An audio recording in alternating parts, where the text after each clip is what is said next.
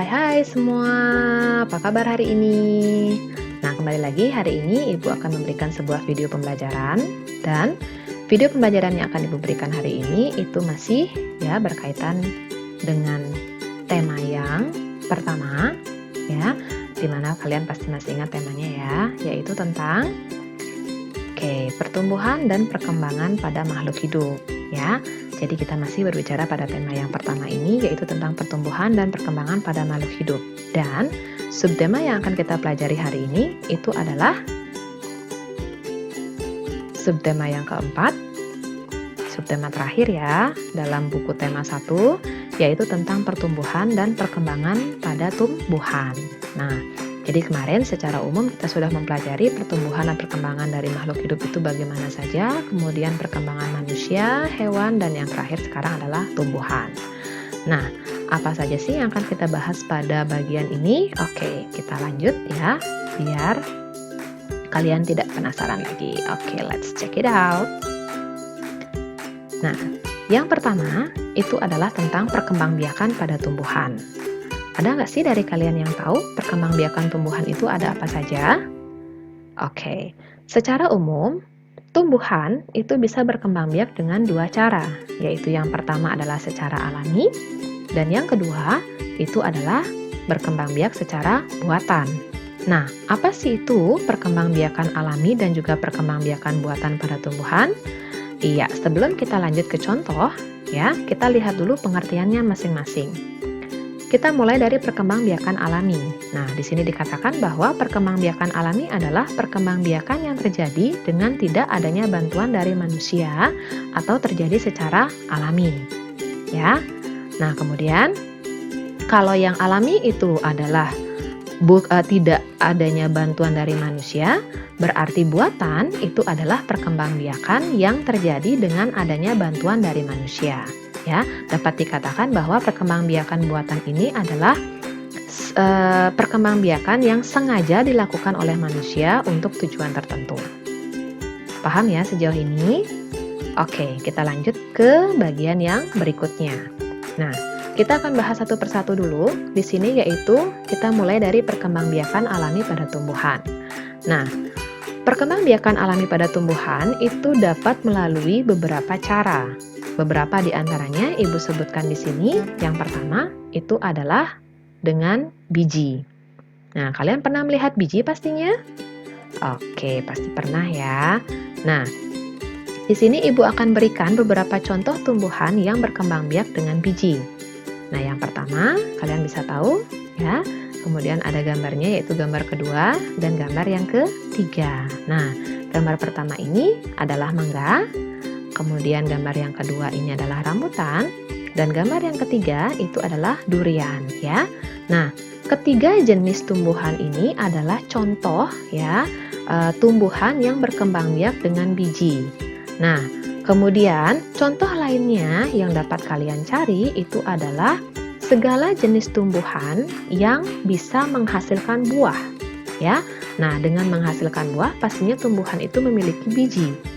Nah, pastinya kalian tahu ya bahwa biji itu berada di dalam buah ya, sehingga tumbuhan yang menghasilkan buah pastinya dia bisa berkembang biak dengan menggunakan biji. Mengerti ya? Nah, kita lanjut ke contoh yang kedua ya, atau jenis perkembangbiakan alami tumbuhan yang kedua itu adalah dengan menggunakan spora. Ada yang tahu spora di sini? Oke, mungkin secara tidak langsung kalian pernah melihatnya ya, tapi belum tahu apa itu yang namanya spora ataukah tidak. Nah, Ibu berikan contoh di sini biar kalian lebih gampang memahami ya. Jadi spora itu biasanya ya terdapat pada tanaman paku ya. Jadi paku, lumut, kemudian jamur itu adalah contoh tanaman atau tumbuhan yang berkembang biak dengan spora. Nah, spora yang paling sering kita amati atau yang paling mudah untuk diamati itu adalah spora yang terdapat pada tumbuhan paku. Kalau kalian di rumah pernah atau punya pohon seperti ini, nah ini namanya pohon paku ya. Nah, untuk mengetahui spora paku, kalian bisa melihat di bawah daun. Oke, jadi balik nanti daun pakunya, kemudian kalian akan melihat butiran-butiran kecil seperti ini ya. Nah, ini adalah spora dari paku itu. Kemudian kalau kalian sentuh, maka itu akan terasa seperti butiran-butiran halus ya, butiran-butiran debu itu ya, debu yang halus. Jadi itulah spora paku. Oke, bisa ya? Oke, nah kita lanjutkan ke contoh yang atau jenis perkembangbiakan alami tumbuhan yang ketiga, yaitu adalah umbi. Nah, umbi di sini, ada 3 ya. Jadi umbinya itu atau perkembangbiakan tumbuhan dengan menggunakan umbi itu contohnya atau jenisnya ada 3. Yang pertama disebut dengan umbi lapis. Nah, beberapa contoh tumbuhan yang berkembang biak dengan umbi lapis. Nah, kalian bisa perhatikan dulu gambarnya. Oke, sudah tahu kan itu tumbuhan apa? Iya, yang pertama ini adalah bawang merah. Dan yang kedua ini adalah bunga bakung. Oke, jadi 2 tumbuhan ini berkembang biak dengan umbi lapis atau bisa memperbanyak dirinya dengan umbi lapis. Kemudian, nah kalian pernah lihat tanaman ini? Pastinya pernah ya. Dan yang ini juga? Oke, pastinya keduanya ini tidak asing lagi bagi kalian ya. Yang pertama ini adalah kentang. Dan yang kedua ini adalah ubi jalar. Nah, kedua jenis tumbuhan ini bisa berkembang biak dengan menggunakan umbi batang namanya. Oke, jadi umbi batang itu adalah jenis umbi yang kedua yang nantinya bisa terdapat pada kentang dan juga ubi jalar. Kemudian yang ketiga, nah kalian pasti tidak asing lagi dengan 2 jenis tumbuhan ini. Jadi yang ini namanya adalah, nah 2 jenis tumbuhan ini dia berkembang biak dengan umbi akar. Nah, yaitu tumbuhannya adalah singkong dan juga wortel ya. Jadi singkong dan wortel itu berkembang biak dengan umbi akar. Oke. Nah, jadi itu adalah 3 jenis umbi yang ada umbi lapis, umbi batang dan juga umbi akar, dan juga contoh tumbuhan yang berkembang biak dengan salah satu dari ketiga jenis umbi tersebut. Paham ya? Oke, kita lanjutkan masih ya, yaitu dengan tentang perkembangbiakan alami pada tumbuhan. Yang keempat itu adalah tunas. Nah, pernah mendengar kata tunas atau pernah melihat tunas? Oke, pastinya pernah ya. Nah, tumbuhan yang bisa berkembang biak dengan tunas ya, kalian bisa lihat di sini ya. Ini adalah bambu, kemudian pisang, dan yang ketiga adalah cocor bebek. Nah, ketiga jenis tumbuhan ini berkembang biak dengan menggunakan tunas. Nah, tapi kalau ditanya perbedaannya, bisakah kalian membedakan di manakah tunas dari bambu, pisang, ataupun cocor bebek? Oke, jawabannya sederhana ya. Kita bisa perhatikan atau kita bisa membedakan tunas dari ketiga contoh tumbuhan ini, yaitu dari tempat tumbuhnya. Di mana pohon bambu, tunas bambu itu dia tumbuh di antara ruas-ruas di batangnya.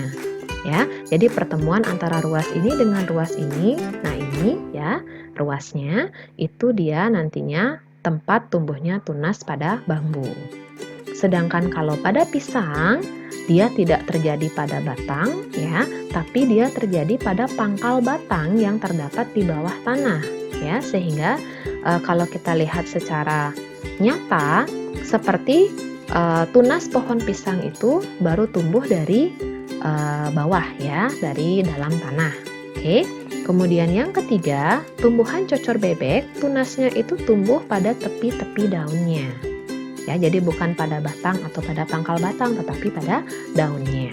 Oke. Nah, itulah perbedaan ya, tunas yang terdapat pada cocor bebek, pisang, ataupun juga tumbuhan bambu. Walaupun sama-sama berkembang biak dengan menggunakan tunas, tetapi ya, tempat tumbuhnya tunas pada ketiga tumbuhan tersebut berbeda-beda. Ya, pastinya kalian sudah tahu tadi karena tadi sudah kita jelaskan. Nah, selain perkembangbiakan alami pada tumbuhan, ya, tadi juga kita sudah membahas tentang atau berbicara tentang perkembangbiakan buatan pada tumbuhan. Di sini, Ibu berikan beberapa contoh perkembangbiakan buatan yang bisa digunakan pada tumbuhan. Yang pertama, itu adalah stek. Nah, kalian bisa lihat stek di sana. Nah, gambarnya. Oke, jadi Kalau ditanya arti, stek ini merupakan perkembangbiakan buatan dengan memotong batang atau memotong bagian tumbuhan tersebut. Bisa dengan menggunakan pisau seperti ini atau bisa juga dengan menggunakan gunting. Ya, jadi memotong secara langsung, kemudian potongannya itu kita tanam kembali pada media tanah yang baru, dan ketika sudah waktunya dan mungkin dengan perawatan yang baik juga, tumbuhan atau potongan itu akan tumbuh menjadi tanaman yang baru. Oke, itu stek. Kemudian yang kedua, perkembangbiakan buatannya itu adalah mencangkok. Nah, jadi mencangkok ini ya, itu bisa dilihat dari sini prosesnya ya. Sama juga, cangkok ini biasanya terjadi atau dilakukan pada batang. Nah, kemudian sebelum kita mulai mencangkok ya, hal pertama yang harus kita lakukan itu adalah kita harus memilih bagian tumbuhan yang akan kita cangkok ya. Jadi kita pilih dulu bagian tumbuhannya, biasanya batangnya yang sudah cukup umur ya, itu yang kita pilih. Kemudian batangnya itu kita gores atau kita lepaskan kulitnya ya, sehingga tersisa kayunya saja. Oke, jadi seperti ini nantinya. Kemudian ini dibersihkan, jadi dikuliti benar-benar, jadi kulitnya benar-benar dihilangkan ya, sampai tersisa kayunya saja dan dibersihkan seperti ini. Kemudian setelah itu di bagian ini barulah diisi dengan tanah, kemudian bisa dibungkus dengan plastik ataupun mungkin sabut kelapa, kemudian diikat pada ujung-ujungnya ya. Kemudian kalau kalian memang menggunakan plastiknya bisa dilubangi sebagai tempat untuk sirkulasi udara ataupun juga air ya. Kemudian kalau pakai sabut kelapa berarti bisa seperti itu, dan tinggal menunggu waktu ya, sampai akhirnya batang ini akan kembali tumbuhi akar, kemudian nantinya setelah itu dipotong kemudian ditanamkan pada media yang baru atau tempat yang baru. Oke, itu adalah dengan cara mencangkok namanya ya. Kemudian yang ketiga, perkembangbiakan buatan pada tumbuhan itu bisa juga dilakukan dengan menempel. Nah, oke, prosesnya hampir sama seperti mencangkok, cuman pada kegiatan menempel ini dia tidak menggunakan media tanah di sana, ya. Jadi bagian tumbuhan lain yang akan kita tempelkan pada tumbuhan yang kita tuju ya, itu nanti akan diletakkan langsung pada tumbuhan yang dituju. Jadi media tumbuhan tempat nanti dia akan tumbuh gitu ya. Jadi di sini bedanya tidak menggunakan media tanah, itu saja ya. Jadi tetap prosesnya hampir sama seperti kegiatan mencangkok tersebut. Oke. Nah, itu perkembangbiakan pada tumbuhan ya. Jadi ada dua, ingatkan, ada yang alami dan ada yang buatan, kemudian masing-masing sudah ada contohnya, kemudian sedikit tentang prosesnya. Bisa dipahami kan? Oke. Nah, kemudian hal berikutnya yang juga terdapat dalam materi subtema 4 ini yaitu adalah tentang bunga nasional. Pernah nggak sih kalian mendengar kata bunga nasional? Oke. Bisa diartikan di sini, bunga nasional itu adalah bunga yang dapat mewakili karakteristik sebuah negara dan juga bangsa. Ya, jadi bunga nasional itu ketika kita mengatakan bunga itu, ya, maka kita akan teringat pada salah satu negara yang memang merupakan negara pemilik atau yang mewakili karakteristik dari negara tersebut. Nah, beberapa negara itu sebenarnya memiliki bunga nasional, oke, di antaranya, nah bisa kalian lihat di sini, Belanda itu bunganya adalah bunga tulip, kemudian Inggris bunga mawar, Jepang itu bunga sakura. Nah, pastinya kalian sudah pernah mendengar ini ya, jadi ini adalah bunga nasional dari masing-masing negara yang tadi sudah disebutkan. Nah, bagaimana dengan Indonesia? Apakah Indonesia punya bunga nasional? Oke, tentu saja ya. Nah, bunga nasional Indonesia itu tidak hanya satu ya, tapi ada 3. Nah, kemudian istilah bunga di Indonesia itu dikenal dengan istilah puspa ya, sehingga kita memiliki 3 buah puspa atau 3 jenis puspa, yaitu puspa bangsa yang diperuntukkan untuk bunga melati putih, puspa pesona yang ditujukan untuk bunga anggrek bulan, dan puspa langka yang ditujukan untuk bunga Rafflesia arnoldi. Pernahkah kalian melihat salah satu dari ketiga bunga ini? Oke, kalau memang tidak, ya nanti kalian bisa browsing di internet, cari bagaimana bentuk, rupa, dan juga warna dari masing-masing bunga tersebut. Oke, nah materi berikutnya yang akan kita pelajari pada subtema ini juga adalah tentang bekerja sama. Nah, pastinya kalian pernah bekerja sama ya, namun kalian tidak tahu artinya apa. Oke, kita akan bahas di sini. Nah, bekerja sama itu adalah atau bisa diartikan sebagai sebuah pekerjaan yang dilakukan secara bersama-sama. Nah, kemudian dengan bekerja sama ini pastinya ada beberapa manfaat atau beberapa keuntungan atau ada keuntungan pastinya yang kita dapat rasakan ya. Nah, salah satunya Ibu tuliskan di sini yaitu adalah membuat pekerjaan yang berat menjadi lebih ringan. Nah, jadi jika kita lakukan pekerjaan yang cukup banyak, cukup berat ya, yang jika kita kerjakan sendiri, maka dengan kerjasama pekerjaan itu akan menjadi lebih ringan. Nah, dengan pekerjaan menjadi lebih ringan, secara otomatis pekerjaan itu juga akan menjadi lebih cepat selesai ya. Nah, dengan pekerjaan menjadi cepat selesai, maka kita dapat menghemat waktu pengerjaan dari pekerjaan tersebut. Nah, itulah beberapa manfaat dari bekerja sama ya, sehingga jika kalian ingin melakukan kegiatan atau sebuah pekerjaan yang berat, yang besar, kalian bisa lakukan dengan kerjasama. Namun ingat ya, salah satu pekerjaan yang tidak boleh dilakukan dengan kerjasama itu adalah ketika kalian ulangan. Oke, jadi ketika ulangan usahakan kerjakan sendiri ya, jangan bekerja sama karena itu tidak baik ya, karena itu adalah sebuah kegiatan atau pekerjaan yang menimbulkan dosa. Oke. Iya. Nah, materi berikutnya pada subtema ini juga kita belajar tentang kerajinan mozaik. Nah, kerajinan mozaik itu bisa diartikan sebagai sebuah kerajinan yang dibuat dengan menggunakan bahan-bahan 3 dimensi. Nah, bahan-bahan 3 dimensi itu contohnya seperti biji-bijian, ranting pohon, batu-batuan, pasir, kerang, dan juga lain sebagainya, ya.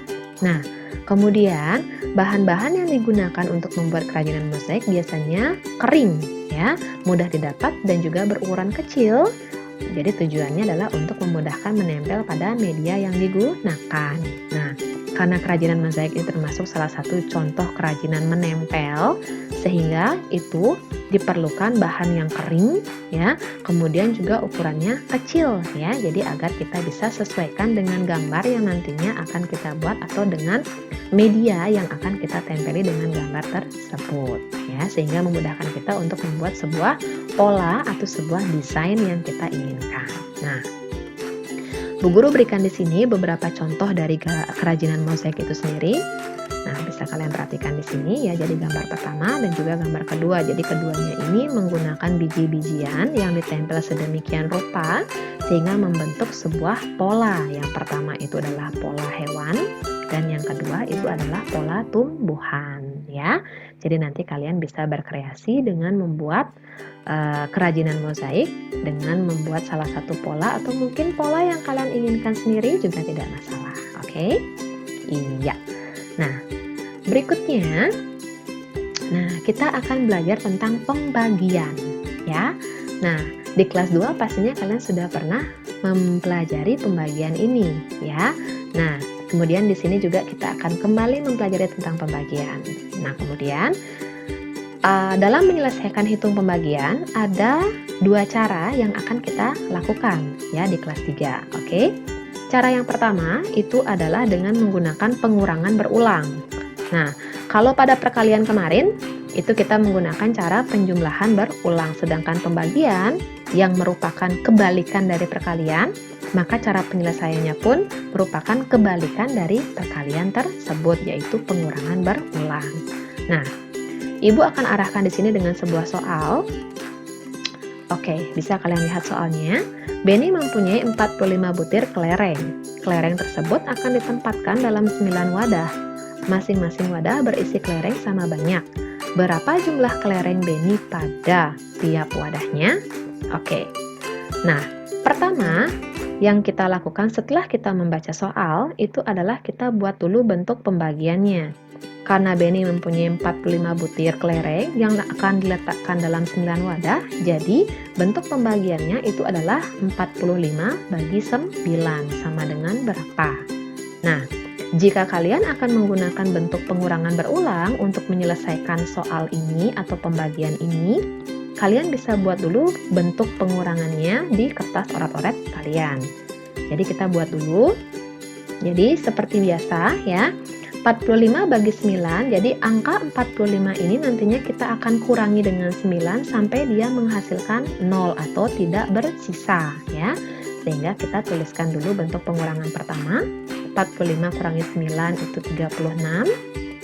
Kemudian 36 kurangi 9 27. Terus 27 kurang 9 18. 18 kurang 9 sama dengan 9. 9 kurang 9 sama dengan 0. Nah, karena sudah menghasilkan 0, berarti ini sudah habis dikurangi atau sudah habis dibagi ya. Sehingga kita bisa hitung dulu 45 ini dikurangi 9 sebanyak berapa kali sehingga dia menghasilkan 0. Oke, kita hitung di sini. 1, 2, 3, 4, 5. Nah, jadi 45 dibagi 9, itu dia habis itu dikurangi secara berulang sebanyak 5 kali. Sehingga dalam cara datar pun kalian bisa membuatnya. Nah, seperti ini jadinya ya. 45 bagi 9 itu 45 kurang 9 kurang 9 kurang 9 kurang 9 kurang 9 sama dengan 0. Jadi 9-nya kita tuliskan sebanyak 5 kali. Kemudian kita tulis hasilnya 45 bagi 9 sama dengan 5. Nah, barulah kita buat kalimat jawaban dari soal yang tadi diminta. Jadi jumlah kelereng Benny pada tiap wadahnya adalah 5 butir. Oke. Nah, ini dengan menggunakan cara pengurangan berulang. Sekali lagi, kalian bisa buat bentuk pengurangan seperti ini, ke bawah seperti ini, atau bisa ke samping mendatar seperti ini. Boleh saja. Yang penting kalian mana yang kalian mudah untuk pahami dan mudah untuk kalian kerjakan. Ingat, harus dengan teliti dan tidak ada kesalahan. Oke? Nah, itu cara penyelesaian pembagian yang pertama. Nah, cara penyelesaian hitung pembagian yang kedua, kita bisa selesaikan juga dengan menggunakan namanya pembagian susung atau hitung japit. Nah, ada dari kalian yang sudah bisa mengerjakan hitung pembagian menggunakan pembagian susun ini? Oke, bagi yang sudah bisa mungkin bisa disimak lagi ya, sehingga kalian bisa lebih paham kembali, sedangkan bagi yang belum mungkin bisa disimak dengan baik ya. Oke, nah, Ibu misalkan punya di sini sebuah soal, hasil dari 56 bagi 4 adalah berapa? Oke, nah, jika kita menggunakan atau jika kita menyelesaikan hitung pembagian ini dengan menggunakan pembagian susun atau hitung japit ya, hal pertama yang kalian harus tulis itu adalah kalian buat tanda seperti ini dulu. Oke, ini adalah hal pertama yang kalian tulis, yang kalian buat ya. Kemudian kalian tuliskan angka 56, di mana 56 ini adalah angka yang akan dibagi ya. Kemudian setelah 56 kalian tulis angka 4 di bagian sini ya. 4 ini itu adalah pembaginya ya.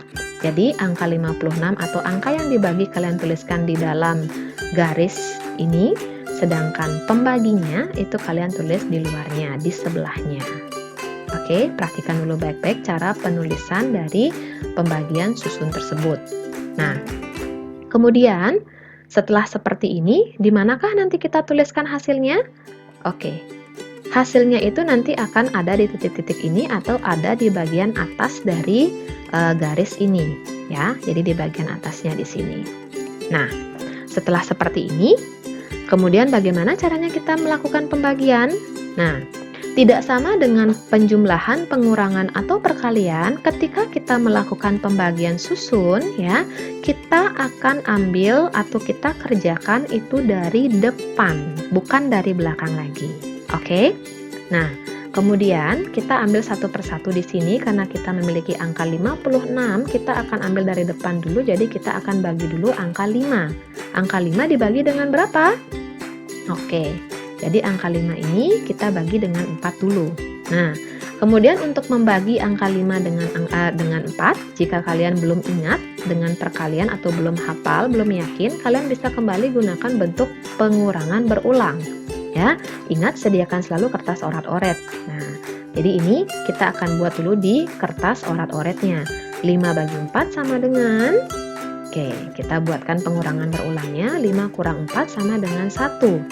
Oke, karena 1 ini tidak bisa lagi dikurangi dengan 4, maka kita biarkan seperti ini dulu. Ya, biarkan saja. Ya, sehingga di hasil dari 5 bagi 4 itu kita tulis 1 sisa 1. Ya, karena angka 5 ini hanya dikurangi 4 sebanyak 1 kali dan tersisa 1 di sini, maka inilah hasil yang kita tulis, 1 sisa 1.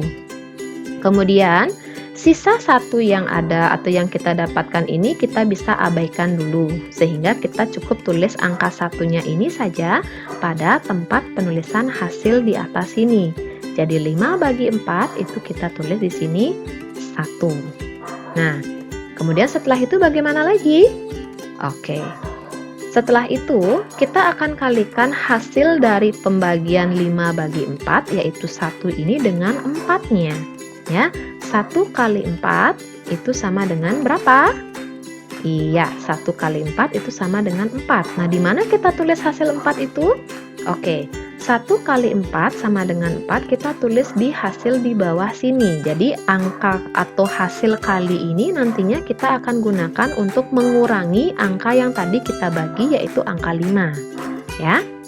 Kemudian kita kurangi 5 dikurangi 4. Ya, 5 kurangi 4 itu sama dengan 1.